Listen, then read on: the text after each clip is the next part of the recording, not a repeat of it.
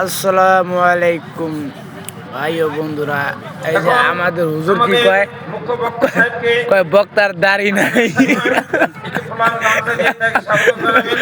আমাদের কমিটির তরফ থেকে আমাদের হুজুর যে এত ছাগলামি লোক সেটা আমি আগে থেকে জানি না।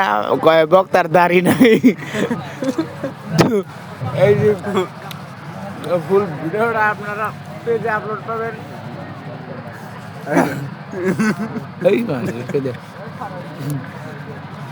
এই দেখেন এইদিকে লোক বসে, প্লাস এইদিকেও লোক আছে, পিছনে ওই যে অনেক লোক দাঁড়ায় আছে।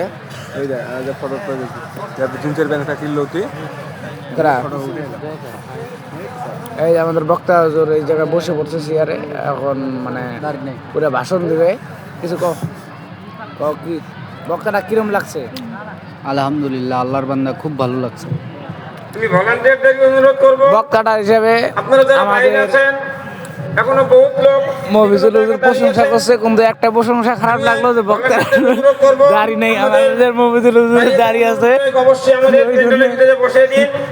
এখন আমাদের বহুত জায়গা খালি হয়েছে, আপনারা দাঁড়িয়ে থাকবেন না, অনুরোধ করছি আপনারা প্যান্ডেলে বসে যান।